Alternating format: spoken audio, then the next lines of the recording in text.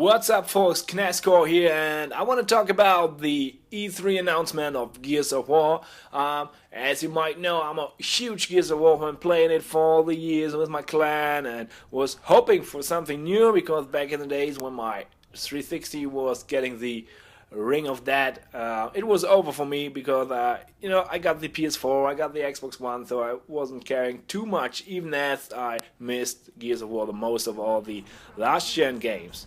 And finally, we will see on the E3, we will see first pictures, first content, first hopefully gameplay of Gears of War 4.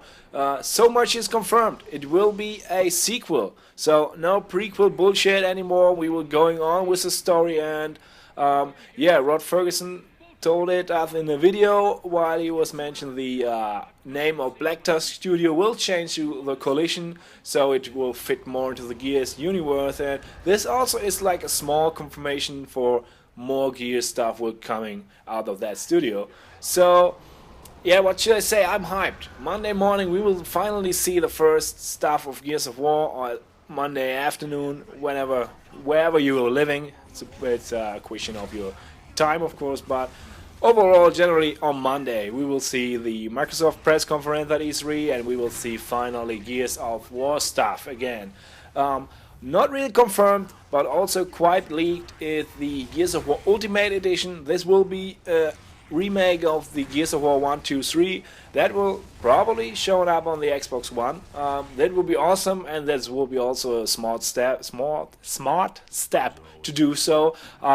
Simply because you can get back into Gears, and you got a whole new generation of player that never touched Gears. Maybe, I don't know. Stupid thing, I know, but those people existing. What should I say?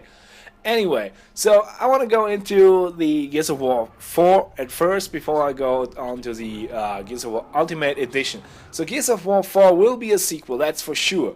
That's great, no judgment bullshit of a prequel.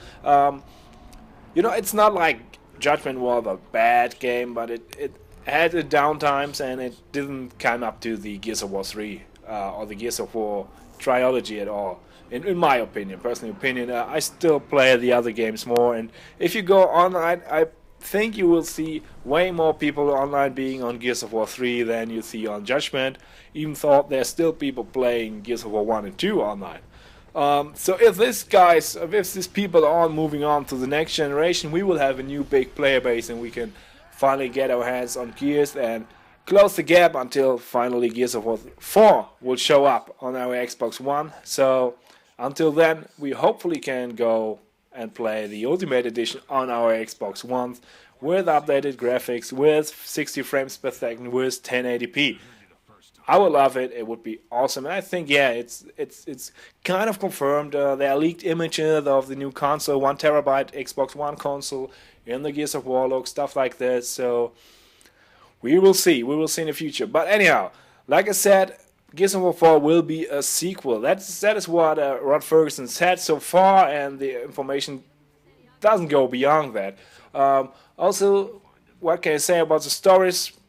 Watch out, this might be spoilers if you don't know the story about the locusts are dead, so there should be a new enemy, and also I think they should leave Marcus Phoenix alone. Not just Marcus Phoenix, but the whole Delta Squad should be have his retirement, and should be free of charge, free of duty for the upcoming Gears of War. They might appear in some kind of. It's all a question of in what time it's going to play. So how much forward, how big the time gap between 3 and 4 will be. I'm really hyped for this, and I don't know what kind of enemies there should be. Seriously, I hope there aren't be locusts. I don't want to see locusts anymore. I love those enemies. I love those type of characters, all that stuff, and also the Lambert versions that shown up in the 3. Quite okay, but give them a new threat. Give them a new enemy to fight. And in case of the story, it kind of be hard. I mean, it's pretty close, it's finished. The whole story of Gears of War finished it all up, and there's no enemy, and the new tasks they got is rebuilding humanity. So having a game where you rebuild humanity wouldn't be the kind of Gears of War we're expecting. So having like a Sid Meier's Gears of War Civilization or something like this. Oh God, no, hell no. But seriously, we won't see that. I'm also glad they don't do a prequel like having fighting humans against each other with the like Ashore Field or the Pendulum Wars. Like covering this would be kind of cool somehow, but wouldn't be the Gears of War I want to play now after so many years. That would be the Gears of War I would have played instead of Judgment. That would be okay.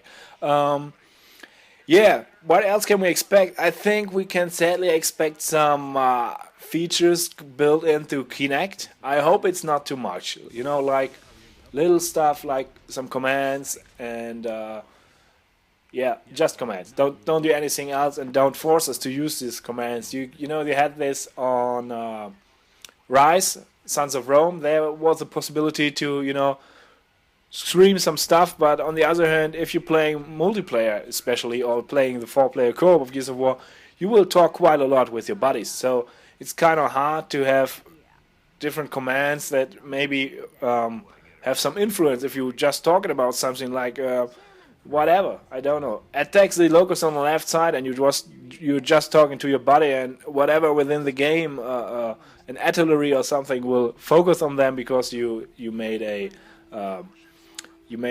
something, you know, something that put them like a task into the Kinect. I don't find the word right now. Anyway, beside that, I hope they go more to the roots. They often talked about that they will be. Phil Spencer talked about this, that they're going to make a new Gears more rooted to the first two installments, and I think that's the right way. I love Gears of War 1 for being such a basic game in case of weapons. I mean, the fancy weapons of Gears of War are great, but I liked the simpleness we had in Gears of War 1. And what they hopefully fix, or what I think is fixed because of next gen, this is a solved problem, is the netcode. I don't know how much this was a problem within the United States or North American areas, but in Europe, the netcode kind of sucked. You really got lags, and if you were hosting the game, you had a big advantage about the enemy team when you got the host in your team, or when you are the host himself.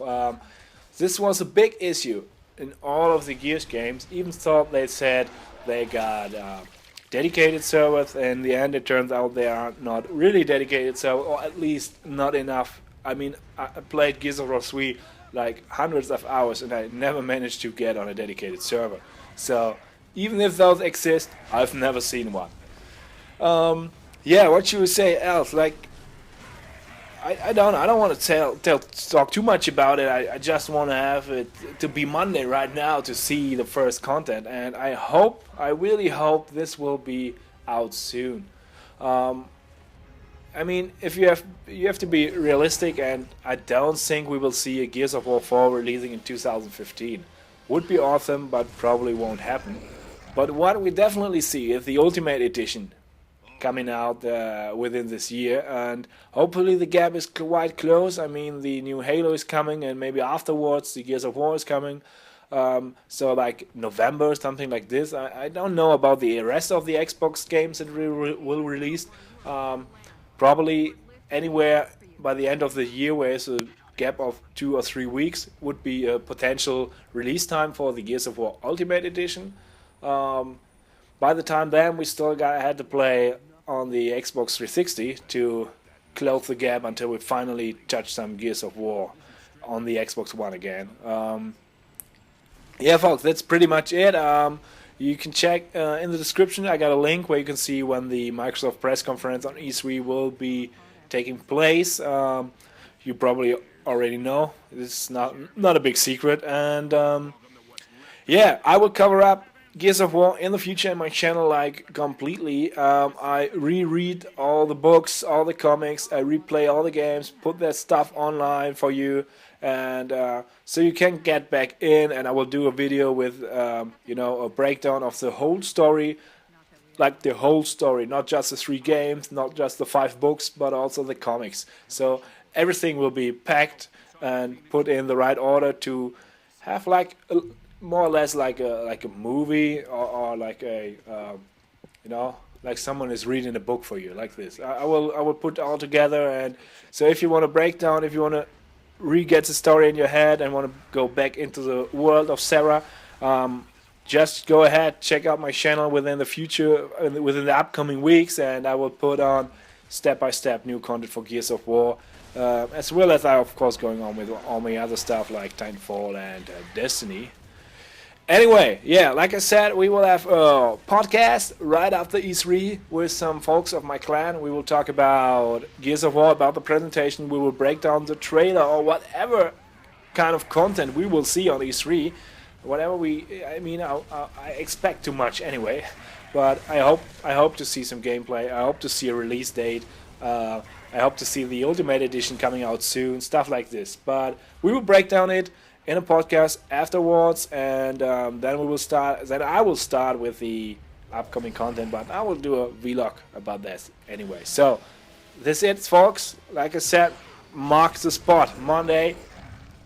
Put it in your calendar, because Monday is the important date for every other Gears of War fan. We finally see the stuff. I'm so hyped, and I gotta go now because I'm just talking the same stuff over and over again. Anyway, this is Knastcore. I'm out. See you soon in the future videos. Thanks for hearing me out.